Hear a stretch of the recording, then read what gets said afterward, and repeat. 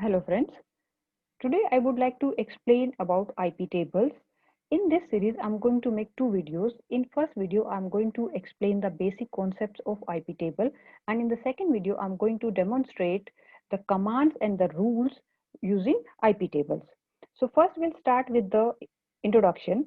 IP table is a tool which is used to create a quick and powerful firewall. It is used to manage packets coming to and going from your system. Using IP tables, we can block or accept network traffic based on different user-defined conditions. IP tables tool is used to manage the Linux firewall rules. IP table filter packets based on tables, chains, rules, and targets. Tables are the files that join similar action. A table consists of several chains. A chain is a string of rules. When a packet is received, IP table finds the appropriate table, then runs it through the chain of rules until it finds a match. Rules a rule is a statement that tells the system what to do with a packet. Rule can block one type of packet or forward another type of packet.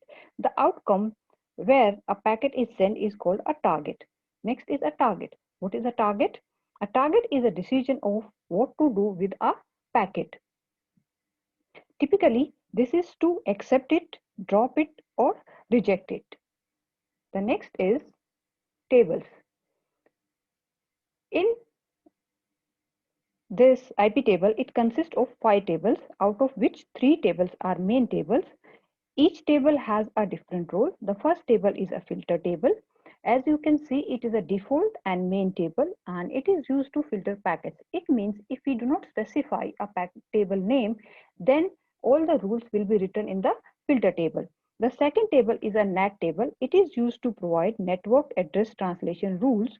It is used to determine whether to modify and how to modify packet source and the destination IP address in order to route the packet in a NAT setup.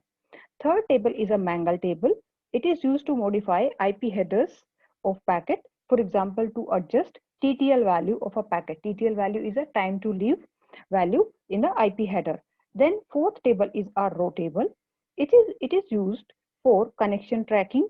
For example, a packet could be a part of new connection or it could be a part of an existing connection. Fifth is a security table.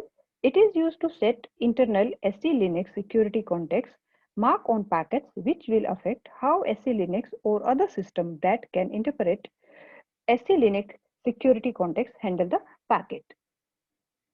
Next is chains.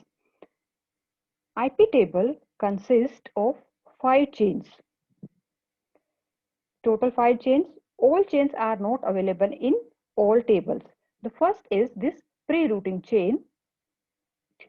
This pre-routing chain is triggered by any incoming traffic very soon after entering the network stack.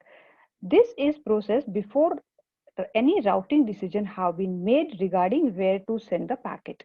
The next chain is an input chain. Next chain is an input chain.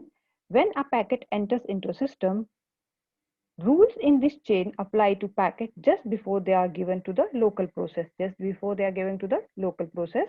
Then third chain is a forward chain. The rules here apply to any packet that are routed through your system. Then comes the output chain. This output chain rules in output chains are applied to the packets originated from your system and going out. And then the last chain is a post routing.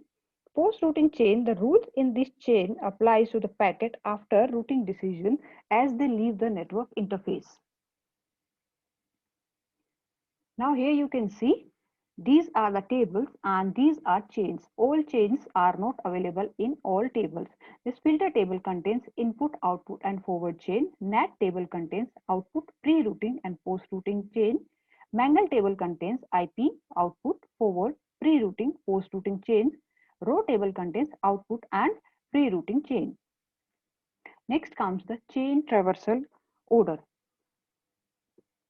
Assuming that the server knows how to route a packet and that the firewall rules permit its Transmission. The following flow represents the path that will be traversed in different situations. If the incoming packet is destined for the local system, then pre-routing and input, this will be the chain traversal order. If incoming packets destined to another host, then pre-routing, forward and post-routing will be the chain traversal order. And the packet which are locally generated, for them the chain traversal order will be output post-routing.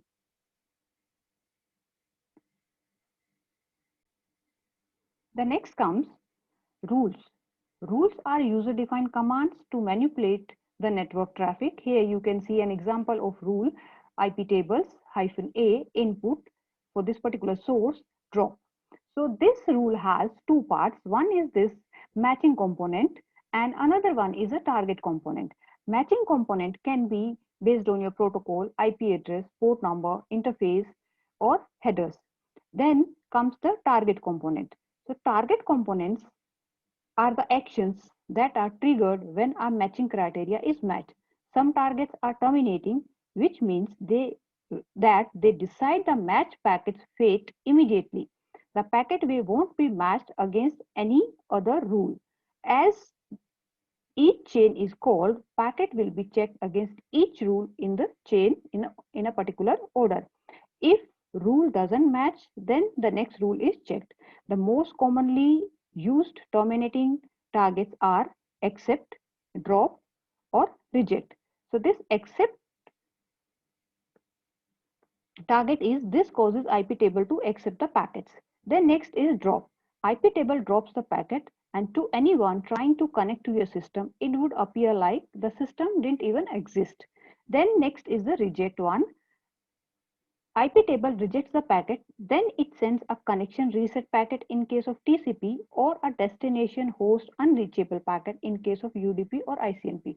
So in this case, in case of drop, the sender will not get any error message, but in case of reject, the sender packet will be rejected, but the sender will get an error message. And on the other hand, there are non-terminating targets which keep matching other rules even if a match was found. Next are the basic IP table options. Here you can see different options. Hyphen capital A is used to append one or more rules to the end of the selected chain. Hyphen C is used to check for the rule matching the specification in the selected chain. Hyphen D is to delete one or more rule from the selected chain. Hyphen F is to delete all the rules one by one. Hyphen I is to insert one or more rules into selected chain as given rule number. Hyphen L is to display the rule in a selected chain. Hyphen N is a numeric value to display IP address or host name and port number in a numeric format. Hyphen N is to create a new user defined chain. Hyphen V is to provide more information when it is used with the list option, and hyphen capital X is used to delete user defined chain. So here I just explained the basic concepts of IP tables. In the next video, I'm going to demonstrate the commands for the IP tables. Thank you.